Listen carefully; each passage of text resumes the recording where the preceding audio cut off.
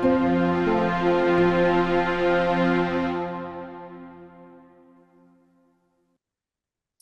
morning, Guy. Congratulations on your recent announcement for the Naskapi Nation financing you just did. I think that's very impressive on a number of fronts. So if you wouldn't mind giving us an overview, thank you. Yeah, well, thank you for having me, Tracy. Yeah, it's a very important milestone that we just reached. We have to remember that back in 2024, we did sign a pre-development agreement with the former council. There was a new election of a new council in September last year, and we were able to continue the relationship that we've started building with them. And that led to them showing interest in being involved in a different way in a mining project on their territory. Not only trying to get a royalty, trying to get jobs and things like this, but have a say in the development of a project. And one of the way that they think they can be more helpful and more involved for the whole community is to become a shareholder in the company. So we were able to strike an initial deal for 5% of the company, and we're very, very glad with this. It took a lot of discussions. It took a long time because you need to take into consideration the elders, the youngers.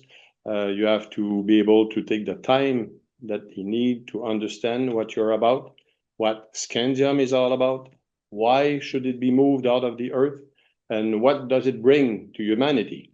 So the elders were able to conceive that it's a good idea for them to become a shareholder. And I honestly think it's a very, very important milestone in our continuing effort to bring this project into production.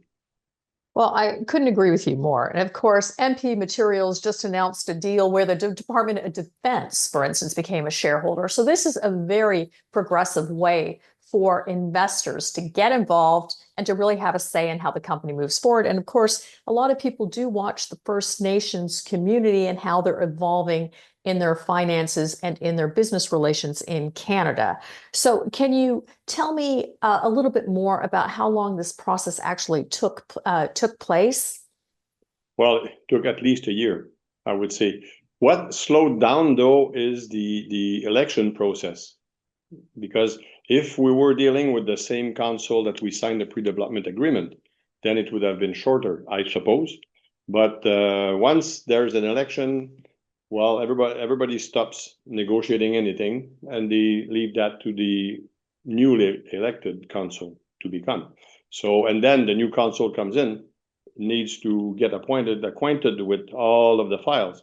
So I would say we maybe lost, well, not lost, but we took 6 more months than what should have been done, I believe. And honestly, for any investor out there, I believe I read they have now received 16.7 million units of associated shares and warrants at a nickel. Amazing, absolutely amazing. So with Scandium, did you explain to the community what an incredible critical mineral that actually is? And for those of you out there who are not following Scandium, maybe you can touch on some of the high points. Yeah, of course, because we had to convince them that it was worth removing from the earth. First thing first, why do we need that as humanity? Does it bring something good? Obviously, you need to explain why it's worth getting out. When you explain that it completely transforms aluminum and that it's strong as steel and as resistant as titanium, and that it's on their territory and that you can help the world reduce its GHG, then it became obvious to them that they should be part of it. So yes, lighter material, lighter alloys, corrosion resistance, conductivity, etc., all of the good things that comes with mixing very small quantities of scandium with aluminum. So we're an aluminum country. The province of Quebec is the leader in North America to produce aluminum. Why don't we just give it a boost and add that scandium to it and get the value added?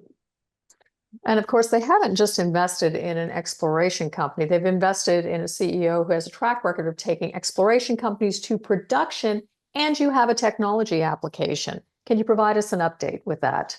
Absolutely. About 3 years ago, Scandium Canada started working with McMaster University to develop new aluminum scandium alloys that would be amenable to 3D printing. The purpose was very simple. Yes, can it be done? And if so, can we demonstrate a market, volume, and pricing so that it could support the feasibility study to come ahead of the financing decision to construction? So it was, at that time, the overall idea. Now, with the patent application we filed, the progress that we made into confirming mechanical properties of the products, we have now decided to put a division specifically on developing and commercialization. We're currently in pre-commercialization efforts for the aluminum scandium alloys for 3D printing. But we have added other components like extrusion, like wires, welding wires, aluminum scandium. So it's big markets possibilities, and we're definitively very, very active, strongly active on this as we speak. So for everybody out there who are interested in finding out more about this financing or about the most exciting hard rock scandium projects in the world, please go to the following website. Guy, thank you so much for joining us today. Always a pleasure. Thank you.